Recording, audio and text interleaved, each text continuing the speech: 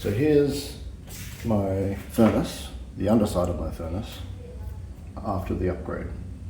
So I'll give you a breakdown. It's currently unplugged so I can touch things. It's handy to having the 240 plug within line of sight so you can say, yes, I'm definitely not going to die.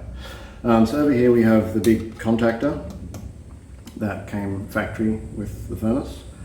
So the old temperature controller here controlled this contactor to switch power to the heating coils, which come in here and here. This is really loud, bang, bang, bang, bang, when it was cycling. So I replaced that. Well, I didn't replace it, it's still there as an overall isolator, but now the actual switching is done by the solid state relay here. Solid state relay is controlled from the microcontroller here. So this is a M5 stack core basic. It's got a bunch of I/O and a screen and stuff. So it's got open collector output driving the solid state relay, which switches power from the contactor into the heating coils. So the contactor now just turns on when I turn the switch on the front. So it just isolates active and neutral from everything except for the switch. So that's that. Over here we've got a thermocouple, a Type K thermocouple that goes down into the heated chamber there. You can see the heating coil loops up through here for some reason, not sure why. So the thermocouple travels up to this little Max 6675, I think it is, chip that converts that to a SPI signal, which also wires into the microcontroller. That handles all of the thermocouple nonsense. Just gives me a SPI interface to a thermocouple. Very handy. So then over here I've got a 5-volt wall wart arrow guided to a relatively cool part of the metalwork. So it provides the 5 volts to the microcontroller and everything else that runs on 5 volts.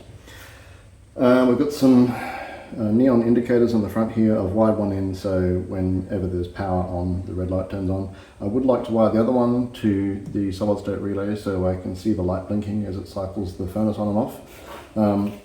But it didn't work out. That didn't work out to be viable without some rewiring that I can't be bothered doing. So over here we have a rotary encoder which interfaces to the microcontroller to run the UI. That's all the major components. I'll bring you around and show you the front panel now. So this is the front panel. It's upside down for me, but hopefully I will have remembered to rotate this video in the edit. So turn it on, we get our neon that turns on, and we have our display here. So all the code in this microcontroller is done with esphome. It's quick and it's dirty and it gets the job done. There are other, this is the main power switch, this one does nothing. I was tempted to wire it into the microcontroller, but then I didn't. So I'll bring you in a bit closer to the screen. And so here's the screen. We've got rotary encoder here, and it is also a push button, so you push it in. So we've got 3 buttons here. The outside 2 aren't hooked up, and the middle one triggers the PID auto tune function that's built into the esphome PID climate controller. I haven't tuned it yet. I've just got some basic PID values in there now. Once I've got everything back together and the right way up, I can run some current through it without it destroying itself. I will run that and I'll cook those PID values into the code. But for now, they're just some basic 1.1.1 or something like that. So the rotary encoder controls the input, you can see here. And then once you've picked a set point that you want, you can click it and the set point becomes the active set point. So you can move that around as required. The current temperature is reading as 15 degrees, which I doubt, but this thermocouple is not great at these temperatures.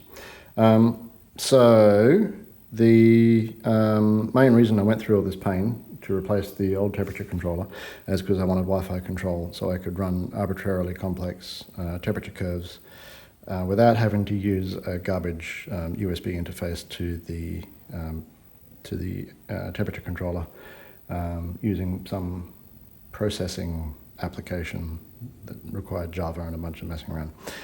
So this should simplify matters greatly. I've got a bunch of screen real estate and a bunch of buttons I'm doing nothing with, so I think I'll maybe put like a little graph on there or something. Lots of options, but this will get me going for now. But yeah, good times. Okay, bye-bye.